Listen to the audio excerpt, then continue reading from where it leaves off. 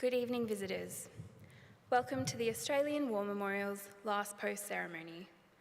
My name is Joanna Butler, and joining us today from the Royal Australian Navy is able seaman Jean Lindsay. 2026 marks 125 years of dedicated service by the Australian Army and its predecessors. Today, we remember and pay tribute to Private Augustus Florentius Bosschart Stevens. We warmly welcome Air Vice Marshal Kim Osley, retired, Royal Australian Air Force, and Colonel Bern Stearns, retired, United States Air Force, and the delegation in attendance from William Arquette Leadership Program. We welcome the veterans who have served, those that are still serving, and the families that love and support them. The live stream of this ceremony is made possible by the Returned and Services League of Australia and the RSL and Services Clubs Association. We welcome members who are watching the broadcast of this ceremony across Australia. During this evening's ceremony, wreaths will be laid at the base of the pool of reflection by visitors to the memorial. If you are able, please stand and join in singing the national anthem.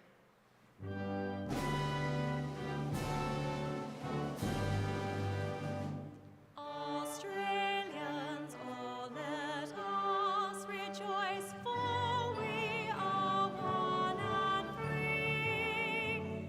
We've golden soil and wealth for toil. Our home is good by sea.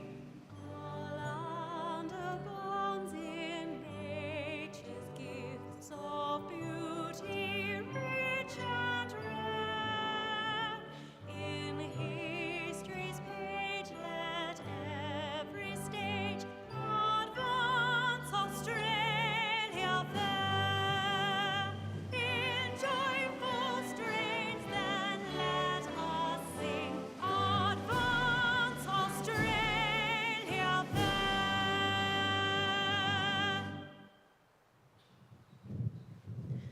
Those who are able to do so, please be seated.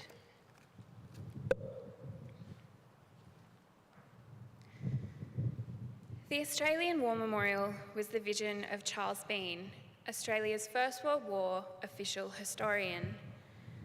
Bean landed with the Australian troops on Gallipoli and stayed with them at the front through to the end of the war. The idea of this national memorial and museum came to him at Pozières, France, in the depths of the bloody fighting of 1916. Bean's idea was that this would be a place where family and friends could mourn loved ones, buried in faraway places. It would also be a place that could help all Australians understand what these men and women had endured and what they had done for us. Bean's vision, to which we remain true, is best expressed as inscribed in the entrance to the memorial's galleries. Here is their spirit, in the heart of the land they loved, and here we guard the record which they themselves made. Tonight we will read the story behind just one of those on the Roll of Honour, which lists the names of more than 103,000 men and women who have given their lives for us in war and on operations for more than a century. But first we present a lament, Flowers of the Forest. Wreaths or floral tributes will now be laid at the base of the pool of reflection.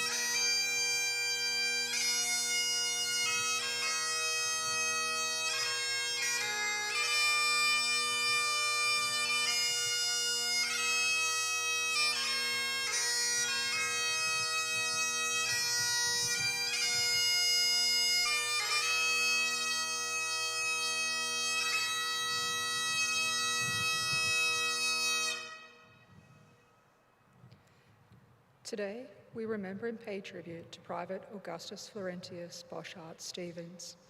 Known as Flor by his family and later Gus by his friends and comrades, Stevens was born on 17th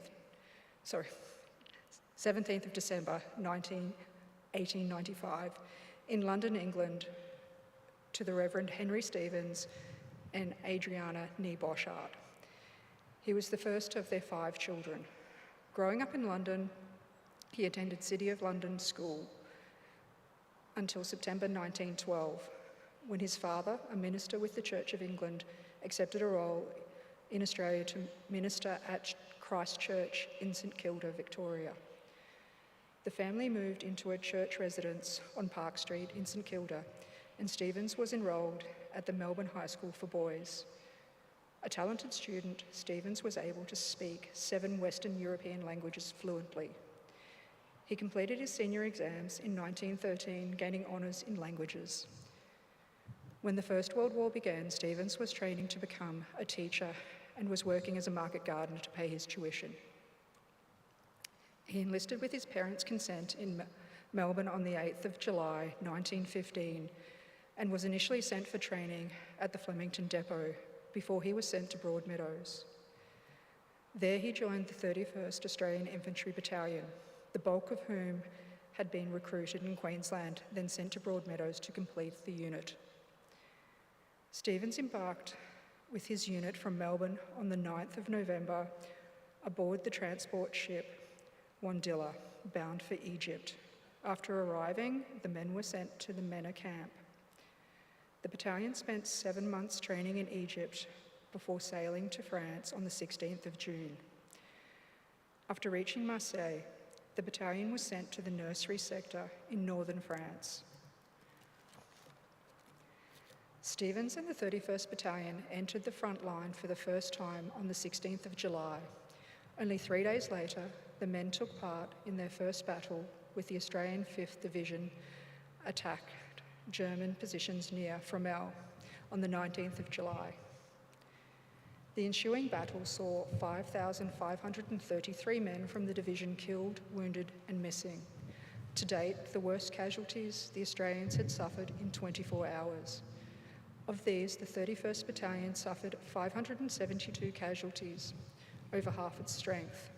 Stevens survived the battle unwounded. The battalion took no further part in offensive operations as it began the process of rebuilding. By November, the battalion had moved to the Somme. Though the battalion was only being brought back up to strength, it still spent time manning frontline positions. With his talent for languages, Stevens became an interpreter for his company and was regularly called on to translate between his countrymen and the local population. With his knowledge of German, he was also brought in to assist with interrogation of prisoners. He was acting as a battalion runner and was preparing to move to battalion headquarters as a translator when the battalion went into the front line near Transloy on the 21st of November, taking over from a battalion of Coldstream Guards. Stevens was involved in leading out a party of guardsmen when a German high-explosive shell burst overhead. Shrapnel killed a guard sergeant and a member of the 31st Battalion. Stevens was also struck in the head by shrapnel and mortally wounded. He died 10 minutes later. Stevens' body was recovered by his comrades and buried the following day alongside the Gourdecourt Road, around 500 yards north of Le Boeuf. After the war, he was reinterred in Guards Cemetery, Le Boeuf. He was 20 years old. The epitaph on his headstone reads, "Our firstborn, memory of him is one long thought of love." His name is listed on the honour roll on my right amongst almost 62,000 Australians who died while serving in the First World War.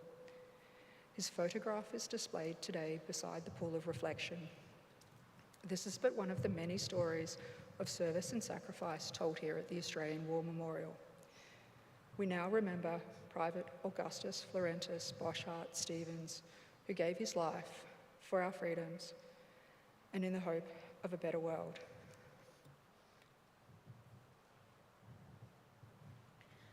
Please stand for the reading of the Ode and the sounding of the last post.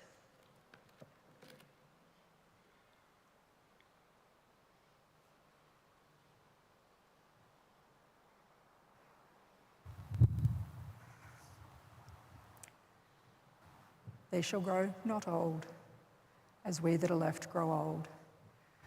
Age shall not weary them, nor the years condemn. At the going down of the sun, and in the morning, we will remember them.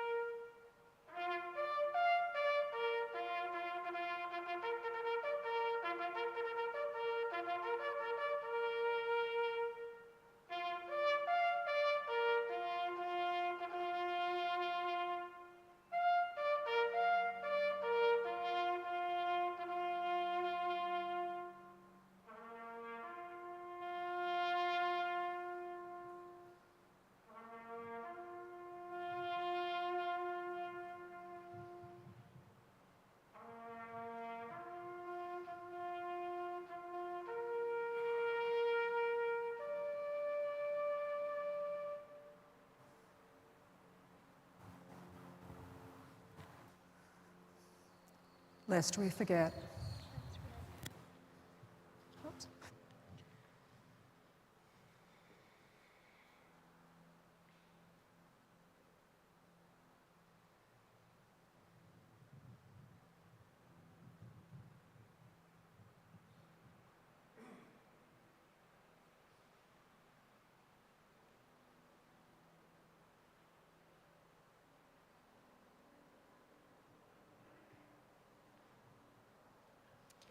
We leave you this evening with the words of the memorial's founder, Charles Bean.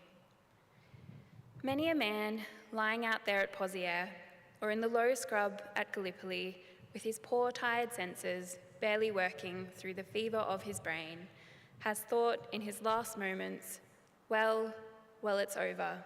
But in Australia, they will be proud of this. Ladies and gentlemen, girls and boys, that concludes the last post ceremony. On behalf of the director, staff and volunteers, thank you for joining us at the Australian War Memorial today. We wish you all a very pleasant evening.